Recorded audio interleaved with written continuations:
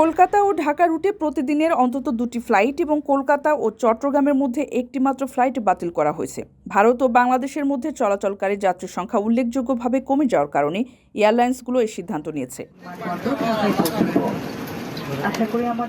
ইন্ডিয়ার প্রতিবেদনে বলা হয়েছে, বাংলাদেশের জাতীয় পতাকাবাহী উড়োজাহাজ বিমান বাংলাদেশ এয়ারলাইন্স কলকাতা ও ঢাকা রুটে দৈনিক 2 বারের পরিবর্তে একবার ফ্লাইট পরিচালনা করছে।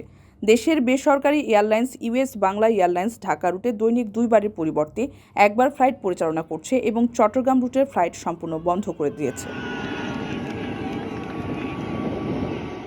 ভারতীয় এয়ারলাইন্স ইন্ডিগো এখনও দৈনিক 2টি ফ্লাইট পরিচালনা করছে, তবে সূত্র জানিয়েছে এয়ারলাইন্সটি ঢাকার পরিস্থিতি গভীরভাবে পর্যবেক্ষণ করছে। গত কয়েক মাসে যাত্রী সংখ্যা নিম্নগামী ধারা আরও প্রকট হয়েছে, যা এয়ারলাইনগুলোর জন্য উদ্বেগের কারণ হয়ে দাঁড়িয়েছে।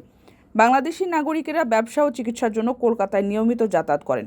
কলকাতার অর্থনীতির একটি অংশ, বিশেষ করে হোটেল, রেস্টুরেন্ট এবং হাসপাতালগুলো বাংলাদেশিদের ওপর অনেকখানি নির্ভরশীল। এই ব্যবসাগুলো মারাত্মকভাবে ক্ষতিগ্রস্ত হয়েছে। মার্কুইস স্ট্রিট, সাডার স্ট্রিট এলাকায় হোটেলের বুকিং 20% নেমে এসেছে, আর নিউ মার্কেট এলাকার সংলগ্ন দোকান ও রেস্টুরেন্টগুলোতে বিক্রি কমেছে 65 থেকে 70%।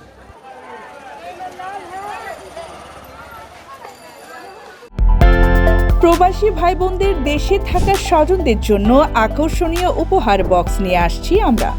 সাশ্রয়ী মূল্যে প্রিমিয়াম কোয়ালিটির পণ্য পৌঁছে দিব আপনার প্রিয়জনের হাতে।